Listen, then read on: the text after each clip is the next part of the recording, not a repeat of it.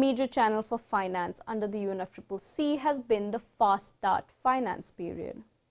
In 2009, during the 15th session of the COP in Copenhagen, the developed countries pledged to provide $30 billion in new and additional resources, including forestry and investments, for the period 2010 to 2012, with balanced allocation between mitigation and adaptation.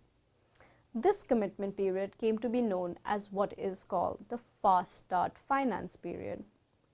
As of November 2013, developed countries report that they mobilized $35 billion for climate change in developing countries from 2010 to 2012, exceeding their target of $30 billion. So far, there have been 37 contributing countries, with the 5 largest contributions coming from Japan, the United States of America, the United Kingdom, Norway, and Germany. Having taken a look at the financial mechanisms under the UNFCCC, we now take a look at how the Convention has addressed issues of technology transfer. Combating climate change impacts requires the large-scale diffusion of green technologies. For this reason, enhancing technology development and transfer has also been a key objective of the Convention since its inception. In addition to financial support, developed country parties are required to support the development and enhancement of indigenous capacities and technologies of developing country parties. Promoting the effective development and transfer of environmentally sound technologies is one of the most crucial steps in enabling developing countries to pursue their objectives for sustainable development in a climate-friendly manner. Article 4.5 of the Convention specifically urges developed country parties to facilitate the transfer of technology to developing countries. It reads that developed country parties and other developed country parties included in Annex 2 shall take all practicable steps to promote, facilitate, and finance as appropriate the transfer of or access to environmentally sound technologies and know-how to other parties, particularly developing country parties. In 2007, at the 13th session of the COP held in Bali, parties had requested the Global Environment Facility, or the GEF, to elaborate a strategic program to scale up the level of investment for technology transfer with the aim of helping developing countries address their needs for environmentally sound technologies. At the next COP in 2008, held in Poznan in Poland, parties welcomed the establishment of this program and titled it the Poznan Strategic Program on Technology Transfer. This program, operated by the GEF, provides support for technology needs assessment, technology transfer pilot projects, and disseminating experience of the GEF and successfully demonstrated environmentally sound technologies. Later, in order to enable better transfer of technology and know-how, the COP established a set of arrangements to facilitate technology development and transfer to developing countries. In 2010, at the 16th session of the COP in Cancun, parties established the technology mechanism under the UNFCCC, with the main objective of enhancing action on the development and transfer of technology to support action on mitigation and adaptation. This technology mechanism has 2 components: the Technology Executive Committee, or the TEC, and the Climate Technology Center and Network, CTCN.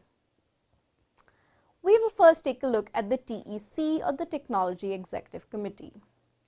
The TEC is the policy component of the technology mechanism under the UNFCCC.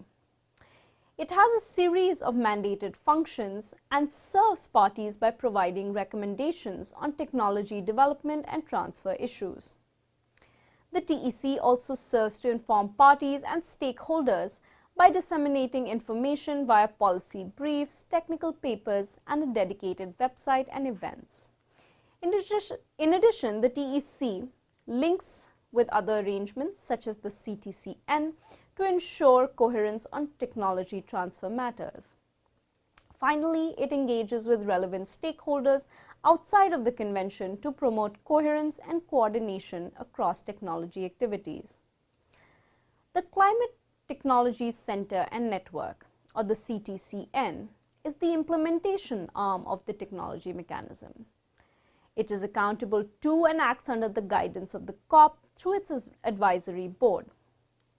The CTCN's main role is to respond to developing country parties' requests submitted through their national designated entities. The mission of the CTCN is to stimulate technology cooperation and to enhance technology development and transfer. The CTCN particularly assists developing countries at their request to facilitate the preparation and implementation of technology projects and strategies that support action on climate change. Next, we take a look at some of the legal issues around technology transfer under the climate regime. One of the legal arguments that has been constant with respect to the transfer of technology is that intellectual property rights, or IPRs, prevent the diffusion of climate-friendly technology or environmental-friendly technologies such as wind power, solar power, biofuels, and some hydro innovation.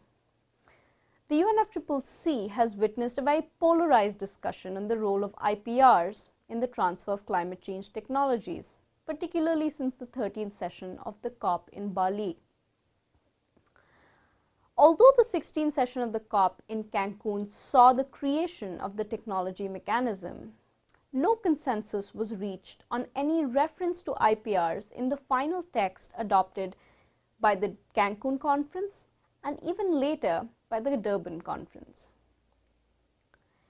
Even though the development and transfer of green technologies finds continued mention in the climate change regime, IPRs, which are closely related to the issue, are barely mentioned.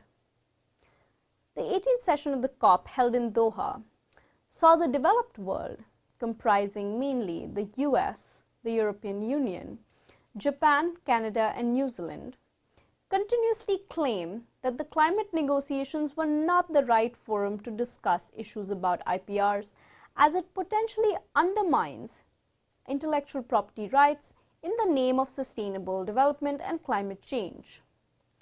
The developing countries, on the other hand, including India, continue to insist on a reference to concerns over IPRs in the climate negotiations without much avail. Most climate-friendly or environmental-friendly technologies are developed countries' innovation, which lends itself to the argument that it is the developed countries who should transfer these technologies and know-how to the developing countries in order to allow them to take climate action. This argument, however, has a twist or a new dimension to it, whereby countries such as India, China, and Brazil are turning into important producers of environmental technologies. Thus, the technology transfer argument can no longer be considered to be merely an issue limited to relations between developing and developed countries.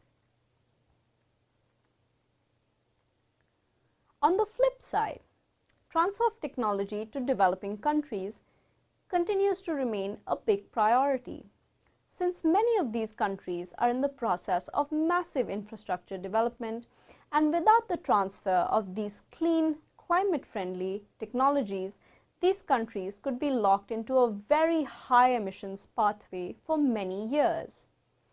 A crucial issue in relation to technology transfer remains the absorptive and technological capabilities of the recipient developing countries as they arise after the intellectual property issue has been solved. Summing up, financial support and technology transfer are the two most important developed country commitments under the UNFCCC, since the extent to which developing country parties will undertake climate action remains dependent on the effective implementation of these two commitments by the developed countries. This module tries to provide you with an understanding of the different mechanisms and provisions under the UNFCCC and the Kyoto Protocol that encourage financial support and technology transfer from developed to developing countries. We also try to take a look at the discussion on the role of intellectual property rights in the transfer of climate-friendly technologies. However, a much more clear understanding of intellectual property rights could be found on a module dealing specifically with the issue of IPRs. Thank you.